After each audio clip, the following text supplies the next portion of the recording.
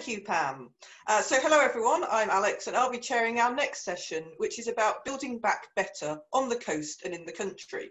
We've got 6 panellists we're going to hear from: Steve Reed MP, Shadow Community Secretary; Kate Green MP, Shadow Education Secretary; Graham Biggs, CEO of the Rural Services Network; Thangam Debbonaire MP, Shadow Housing Secretary; Matt Rodder MP, Shadow Transport Minister; and Rachel Reeves MP, Shadow Cabinet Office Secretary. They're each going to speak for a maximum of 4 minutes, and then it's going to be over to you to ask any questions that you may have. You can put your questions into the chat, or you can raise your blue hand in the way that we now all know how to do in Zoom. You should find that in the participants panel, or if you want, you can even try waving in the more traditional way and I'll try and spot you. So Labour Coast and Country, we know that there are some immediate issues that need to be addressed because of the pandemic.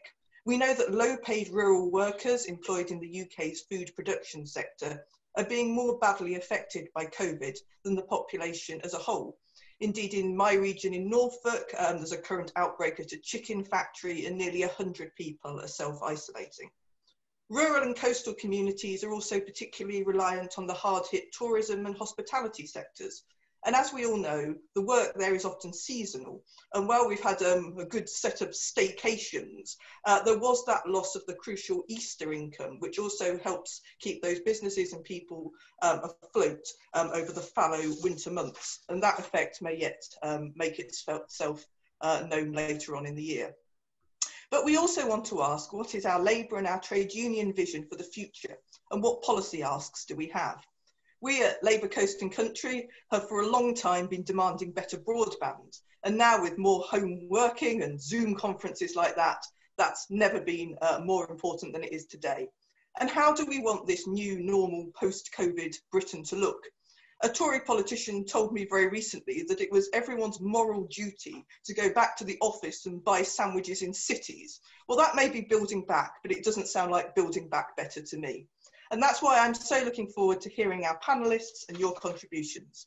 So first of all, it's over to Graham Biggs. Graham. Good morning, everybody, and thank you for the opportunity to speak to you. It's nice to see representatives here from what looks to be the length and breadth of rural England and indeed Wales, I see. The things I wish to touch on in the main are twofold. First of all, I endorse, I should say that I and my organisation are non-political, but the issues in rural areas that have been mentioned already, we endorse absolutely. I think there is a risk, actually, that everything is seen in the context of the pandemic and the response to the pandemic.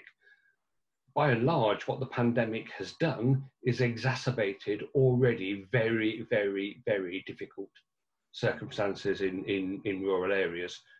Yes, there are some specific aspects of the impact of COVID and the response to be reflected, but as I say, they actually exacerbate what was there before.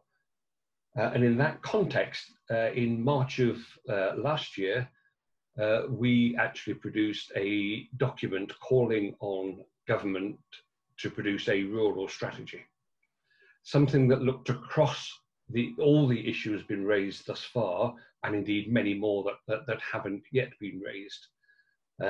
Government actually, in effect, ignored that call, despite the fact that the call was also made by a House of Lords Select Committee on the Rural Economy. Fundamental issues at the moment, and I concentrate here on a few things that we're going to be putting into our comprehensive service review submission. And in that respect, I would say that what we're actually asking for in reality is a fair share of national resources, of national policy thinking directed at rural and coastal, rather than masses of new money. But if government is going to make new money available anywhere, then rural needs to get its fair share of it. And of the resources it currently makes available, it gets substantially less than a fair share at the present time. So that funding of essential public services would be a main call of ours. we have lots of calls across a number of sub-themes relating to the rural economies and infrastructure investment. Things like local strategic partnerships and the local industrial strategies, the UK Shared Prosperity Fund, if and when we ever see the light, that ever sees the light of day, issues around decarbonisation in rural communities, further education, training, apprenticeships, rural town centres, etc., etc., etc.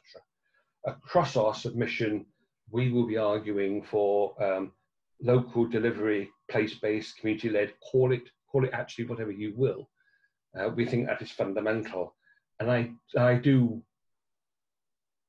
query quite where devolution, as we are told the devolution white paper is going to be saying, I don't see how devolution with huge unitary authorities is going to help in that local delivery, although it will be interesting to see what the devolution paper actually says about the role of parish and town councils, particularly, of course, if district councils are going to be wiped away by this particular process.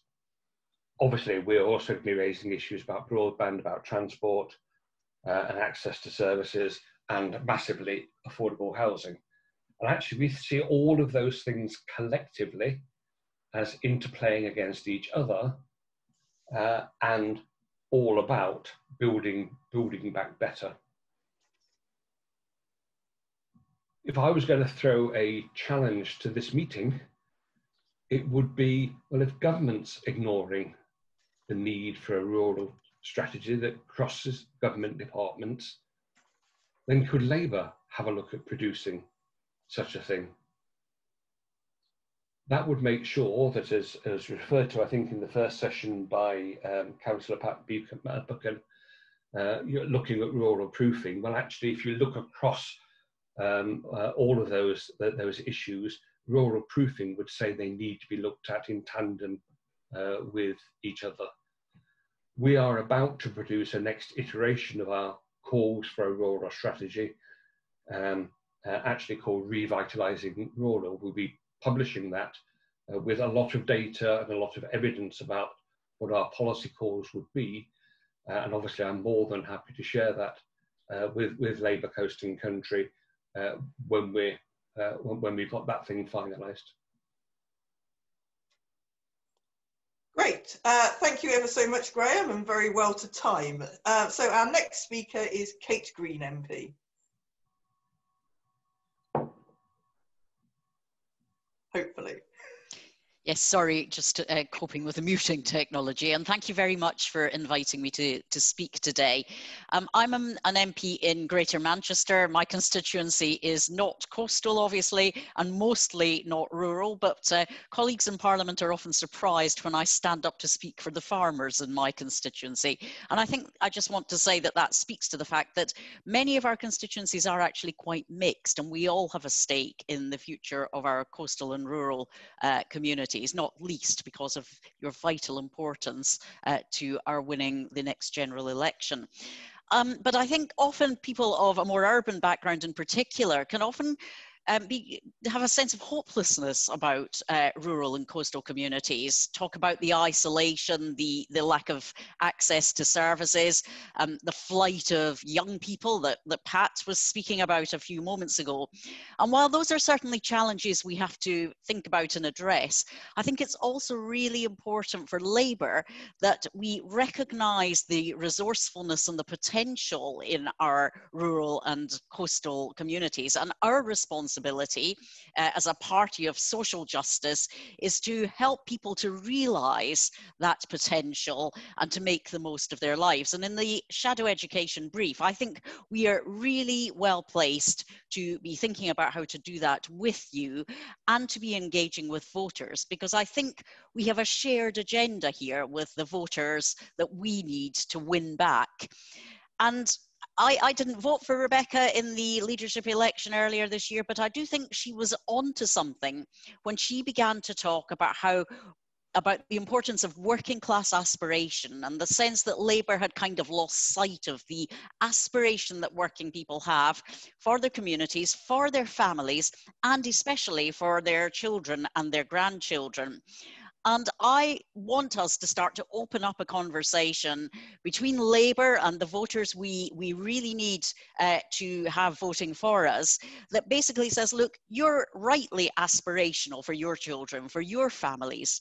Labour's aspirational for your children and for your families too. And I think there are probably 3 policy areas where we can start to talk in some detail about what that could look like in rural and coastal communities. And I would say, first of all, in the early years and childcare area, we know that early years investment pays the greatest dividends. We also know that the childcare sector is under great pressure, and particularly that is true in smaller communities. Secondly, we must not compromise on the left on driving for the very highest standards of teaching and learning in our schools and colleges. Everybody going through our education system has the right to the very best of education, and there cannot be no-go zones or areas where our learners are shut out of a full, rich and top quality learning experience. And thirdly, tackling poverty. Here, in offering me the opportunity to be the Shadow Secretary of State for Education, a huge honour for any Labour politician, asked me to take the child poverty brief into the education portfolio.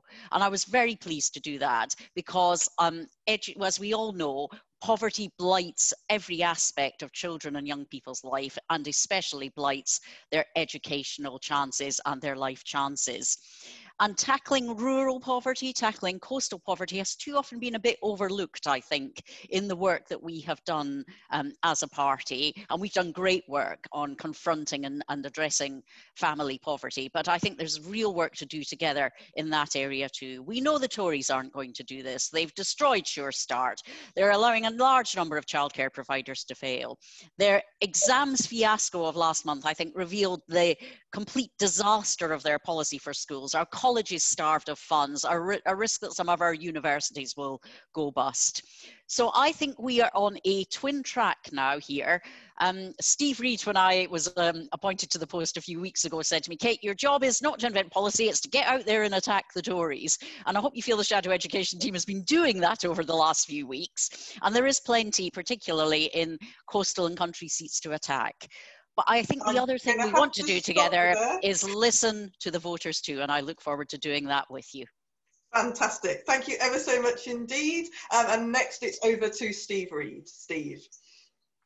Thank you. Nicely teed up there by Kate as well, so thank you very much for that. And thanks for organising this conference. You know, it's long overdue that Labour started focusing on rural and coastal and town-related issues. In '97, we represented a majority of rural seats. And now we're almost invisible. So, you know, we really need to get back in there. Now, I want to talk about the inequality of power in our country. Britain is one of the most over-centralised countries in the world.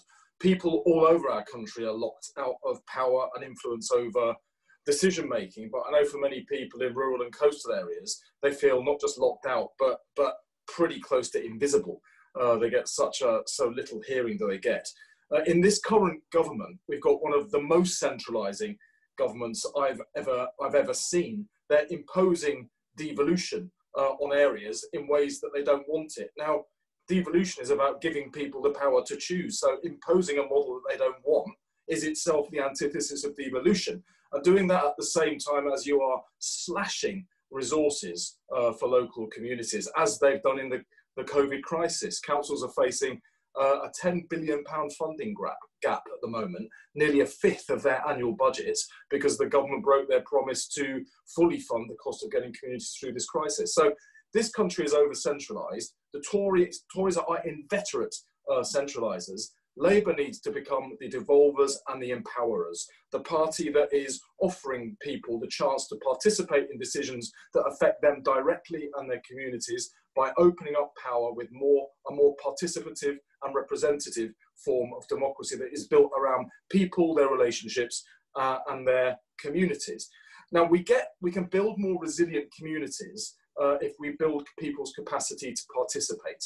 That means opening up data, looking at models of co-production that involve people in taking the decisions that will affect them, and looking these days at digital platforms as well, and how we can allow people to engage by those means.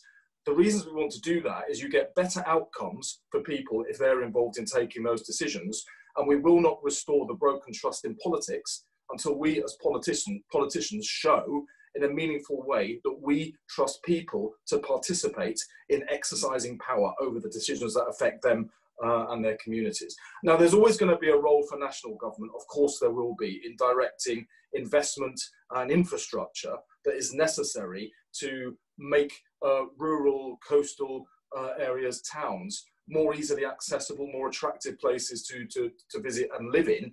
We certainly need to be looking at how we reform local government funding so that resource follows need rather than just the whims of ministers in Whitehall. But there are plenty of examples around the country we can look at to see how a genuine opening up of power might work. I'll just mention a couple in the time that's remaining. So there's a place called Ambition Lawrence Weston, which is in a semi-rural area outside Bristol, where there is a community that has come together with a cooperative housing scheme, but they've also created a much more broadly participative community that can help take decisions about all sorts of services that they use. Plymouth has got some extraordinary examples of community energy generation that generates energy sustainably, creates jobs, and the surplus is used to fund community projects. Of course, rural and coastal areas have even more scope to do that because there's so much more space. So I think we need to be looking at how we open up power in this country, how we move from a culture of imposition and control to one of respectful negotiation, and how we unleash the potential of our rural and coastal communities by opening up power to them to help take decisions that will make their communities, their lives better than they are now. Thank you ever so much indeed, Steve. And our next speaker is Thangam Debbonaire MP. Over to Thangam. Thank you, Alex. I'm going to speak about housing policy as the Shadow Housing Secretary. And housing policy crosses all zones, whether we're rural or urban, town or village, city or coast. A bit like education, everyone needs a home, everyone has a view, and Labour members in particular have a great many views and also a great deal of expertise on housing policy. We need overarching policies for the whole country, but we also need to localise them. We can't have local policies which contradict each other when we're going into elections next year, but we absolutely have to have policy that meets specific needs and is led by local representatives. The exact opposite, in fact, of what the Tories' planning proposals seem to be pushing us towards. Every aspect of housing policy, from my research so far, has got really specific dimensions for coast and countryside. And I'll be travelling around the country as much as possible, whether virtually or physically, to investigate these, to work with you, to listen to you and your members, and importantly, the voters in your area, those who voted for us in 2019 and those who did not. I just want to mention COVID because we are going through a portal, if you like, where we cannot unknow what we know because everything which is already bad about our housing system was exacerbated or highlighted this year. Now, in the last 10 years, the number of new homes in rural areas has actually gone up compared to urban areas in both social and private stock. However, in rural areas, housing is predominantly much less affordable than in urban areas when you take out London. And this part of unaffordability across the country and consequences of Tory mangling of the definition of affordable. So what's the solution there? I know it sounds obvious, and Labour members are always telling me this, is build more homes. But everybody's got an opinion on how we do that, and I think that needs to be done with local understanding. For example, if you think of the seat we need to win back in the Calder Valley, happens to be one I know well, where we have the impact of climate change in the terrible floods of the last few years, we cannot simply build homes in the places they have been built in the past. We can't build them in the way that they've been built in the past. Homes need to contribute to net zero carbon emissions targets, and housing traditionally does the opposite. And there needs to be strong leadership of local democratically elected representatives. And again, that's going in the opposite direction of where the Tories are taking us. We need urgent reform of renters' rights. For example, there's a lack of regulation on short-term lets such as Airbnb, but there's also the more widespread problem of Section 21, which of the Housing Act, which allows landlords to evict tenants without being in arrears, without any particular fault of the tenant. And very often this is being used in order to convert property from a long-term let into a short-term let. And there are Labour councils across the country, such as Oxford recently, who've taken on landlords and stopped them from doing that. But actually that is distorting the market in many parts of the country. Solutions: we need to abolish Section 21 of the Housing Act. Even the Tories admit to that. They just won't get on and do it. And I'm challenging them to get a move on with that. But we possibly also need to change Section 8, which is where there are various other discretionary and mandatory grounds for eviction.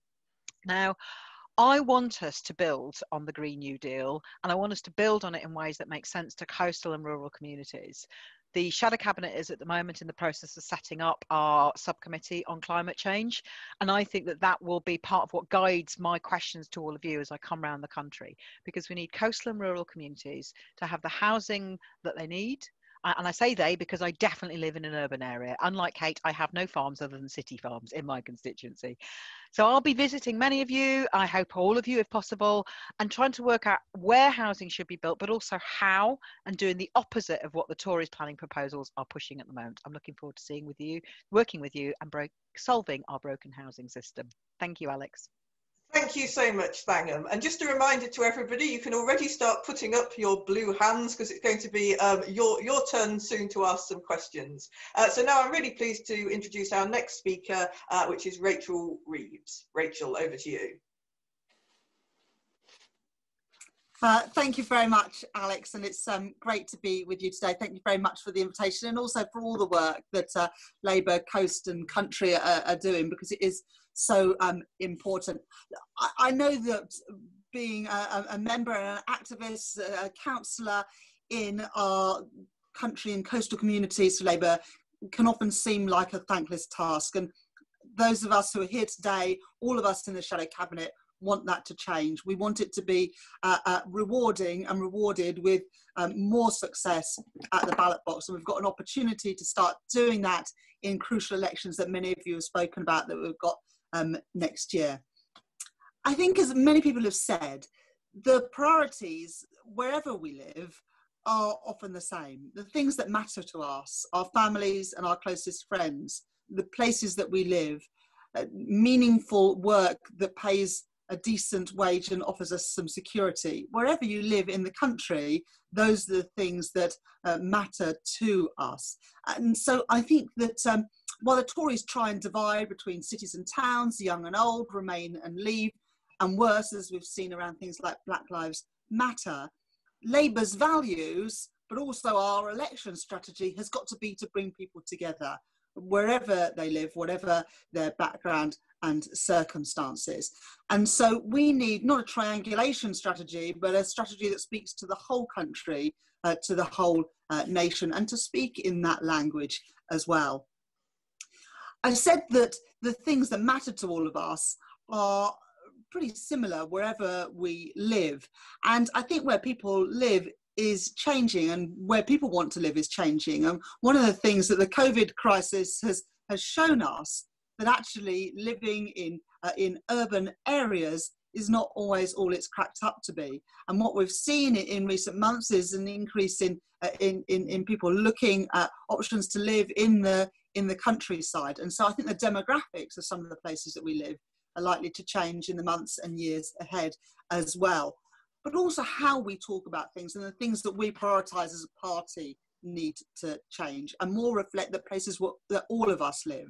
Recently, I went to speak to Great Grimsby CLP, one of the constituencies, of course, that we lost so sadly at the election last year. And one piece of feedback they gave me was that the national campaigns often seem to be run and organised by people who have never been to rural areas. And so the things that we talk about, whether it's our relentless campaigns on trains rather than on buses, whether it is about the types of economies we speak about and talking more about manufacturing, farming and industry, whether it is talking about crime and antisocial behaviour, which I do think that Labour has neglected over recent years, and the importance, as Steve Reed spoke about, of place and high streets. On Brexit as well, I think we've got a story to tell. The government now look to be trying to build lorry parks in many of our beautiful countryside areas, whether that be in Kent or Humberside or North Wales or in Hampshire. And we need to call the Tories out. This is not the Brexit that people in those areas vote for. But overall, Labour need to be speaking about a resilient society and economy. I know that I'm running out of time, Alex. I don't want to be in your bad book, so I'll leave it there. But I look forward to working with all of you and your communities over the next few years as we make your task not a thankless one, but one that is rewarded with success at the ballot box. Thank you ever so much indeed, Rachel. Now I've got my first 3 blue hands up. I need some women to put their hands up as well, so don't let me down here. A bit of a Suffolk bias as well so far. So if you could just say what your name is and what your constituency is, and our speakers have been brilliant at keeping to time, so I'd ask you to keep your question as a question and to keep it short. So I'm going to take Sandy from Ipswich, David from Waveney, and Cornelius, I think, from Penzance, in that order. So you should now be asked to unmute, and if you could ask your questions, please. Yeah, thanks, Alex. Kate, I absolutely agree with you about the importance of making sure that our voters recognise that Labour supports their aspiration. And one of the things that a lot of our voters do aspire to is owning their own home. And actually, I think I'm right in saying that the majority of Labour MPs own their own home. And I've always found it a bit odd that we've taken such an anti-home ownership line in the Labour Party. I don't think it's practical to set up your own company and then rent your house to yourself. But if you did do so, you'd actually be better off than you would buying it for yourself. And that is just ridiculous. It is certainly cheaper to buy 100 houses and then rent them out to 100 unfortunate tenants than it is for each tenant to buy their own home. And that is just wrong. So can we make rebalancing the playing field and being the party of aspiration for home ownership one of the planks of our, nice to see you, by the way, Thangam. Hi. Great, thank you. David? Yes, I was asking about the education and future jobs. I don't think there's enough being done to work with the universities and colleges to make sure that the future jobs are being addressed. We've had the wind farm on stream in this area for such a long time now, and last year and a half, 2 years is the first time we've had people locally trained up to work in that area. So I wonder if there's more work we could do as a party, Kate, specifically to yourself, but obviously to everybody. It's important that we get this sorted out sooner than later. Thank you. Thank you. Cornelius? And then I will take Linda as well, now you've found your blue hand. So Cornelius first. Yeah, Cornelius, I'm Cornelius Olivier from St Ives constituency, the far west of Cornwall.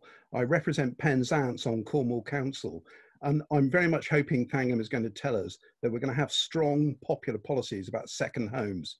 It's a very big issue in Cornwall, but not just in Cornwall.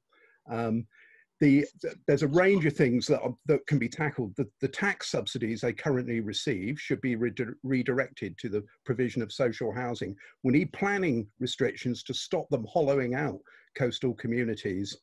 And I think a policy that we did adopt prior to the last general election, and which was certainly popular in Cornwall, the ability for local councils to raise some kind of council tax levy dedicated to the provision of affordable housing. I mean, you know, on the principle that you tax luxuries to pay for necessities. Now, as a Bristol MP, I think Thangam will know what an issue this is in the southwest, not just in Cornwall. But I know that it's Suffolk, the north parts of the northwest. So I really hope we're going to come up with something about this. I've done a lot of work on it, and I'd love the opportunity to talk to her about it. I know it's popular, even with the Tories. Thank you. Thank you. And next, Linda, please. Hi, thanks, Alex. I'm Linda Edwards-Shea from Sleaford and North Wycombe. It's a very rural constituency in Lincolnshire. At the last general election, I was the Labour candidate. We lost. It's a very blue Tory area. We have all the problems that everybody's already mentioned that are so common in rural areas. And I'd like to know what our panellists think about Labour having a specific Labour rural policy. And the rural policy would have to be coordinated across all rural CLPs. But if we can actually develop a rural policy for the whole of the Labour Party nationally, I think then we can start to persuade some of our blue Tory voters in rural areas to actually take Labour seriously, because at the moment we are still perceived as an urban party only representing people in cities. Thank you, Alex. Great, thank you, Linda. And we've also got a question in the chat from Paul about the need for reliable transport, but not every day, because we think that more people might now be working in the coast and in the country a couple of days a week, and then going into an office somewhere else a couple of days a week as well. So thank you for those questions. Now we'll ask our panellists to reply to those. Don't feel the need to reply to every single one of them, because we do need to finish the session at 12 minutes past 11. So if we could start perhaps with Steve, please. Steve Reed. Mute. Hopefully I'm unmuted now. Yep. There you go. Yeah, thanks for those questions. Amazing contributions there. I'll just touch on a couple of them. On housing, I don't know why Labour doesn't look more at cooperative housing as part of the mix. I think in the UK we only have 0.5% of our housing stock, 0.5%, which is cooperative, whereas in I think in Germany it's around 10%. In parts of Scandinavia it's 20%, and it's a way that allows people to have a way to own a share in their home without forcing people into taking out mortgages that they can't always afford, and that can lead to people's homes being repossessed and then them becoming homeless. It's also a way for councils to nominate people into forms of housing which are not then exposed to right to buy, where properties can be bought and then sublet, let out again, but at much higher rents than when they were council housing. So I think we need to find alternative ways for people to own, and I think cooperative housing needs to be a part of that mix. On the point about Labour rural policy, I think there's a really strong opportunity here for Labour to engage with towns and coastal communities more than in the past, because the Tories seem to be waging war on them with some of their ways that they're looking to reorganise local government. They're going to abolish councils in towns and incorporate them in much bigger structures that people will feel less identity with. It's a way of silencing the voice of communities in these kind of areas. And as Thangam was saying, their planning proposals are intended to take a voice away from local communities over what is built and developed in their area, and hand it instead to appointed quangos, development boards they will be called, that are made up of the developers who want to do the developing with no say for local communities. So there is a huge opportunity here for Labour, as I said earlier, to become the empowerers, the devolvers, the voice of people who otherwise will be silenced by the Tories. And I think that will really resonate in rural and coastal areas that already feel they don't have a big enough voice. Labour can now speak for them. Brilliant, thank you, Steve. Next over to Kate, please. Yeah, great. Thanks. David, I really liked your question, because I'm actually quite obsessed about the need to align local employment opportunities with our education system and build really strong partnerships between schools, colleges and universities and employers, business and the labour market opportunities that exist. But one of the things that I'm a bit concerned about is that, to the extent that that is beginning to happen and happen well, the model that is beginning to emerge, including in Labour thinking, is to do that through the combined authorities, the metropolitan mayors. And I am very, very worried that we might find that the swathes of the country that don't have that model of government will be left out. So I think this perhaps speaks to Linda's point about the need for a Labour rural policy, so that we actually have a holistic way of thinking about how there aren't parts of the country that our overarching policy models don't work for and don't fit. I think it will be really interesting also to take the opportunity that new industries, the green economy, digital working offer to bring those industries and job opportunities into rural areas, into coastal areas, and to talk about how our education system in those communities can support that and be engines of those jobs too, with their research capacity and so on. And I just finally wanted to pick up Paul's question in the chat. Transport, massively important for young people to get to school and to college too. Probably if I look at one of the biggest issues that I've picked up over the summer as Shadow Education Secretary, apart from exams and kids going back to school in the middle of a COVID crisis, I would say the next biggest one is transport to school. And we really do need, I think, to pick that up, Paul, in the context of the need for a more flexible transport policy in the aftermath of the COVID crisis. Brilliant, thank you, Kate. Next over to Graham, please. Yeah, obviously, I would endorse those thoughts of Labour developing policy for rural areas. I think what we need to avoid is being accused of special pleading for the countryside. It seems to me that what we're actually asking for, what all of the commentators throughout the day thus far have been speaking about, is making sure that whatever policies exist work in rural areas, in the local circumstances of those rural areas, as well as they do in more urban areas. That, I think, is the point. I mean, there's no question of an inter-urban rural connectivity and in some respects dependability. But if the services that are delivered to a one-size-fits-all national pattern, they will not work in most rural areas. And of course, there is no such thing as an absolutely typical rural area. Those rural areas are all different. They may have a whole different set of economies, a whole different set of starting points. And that's where the local delivery is massively important. And all the structures need to deliver that. My only other comment would be on the final point that was just mentioned there on transport to education.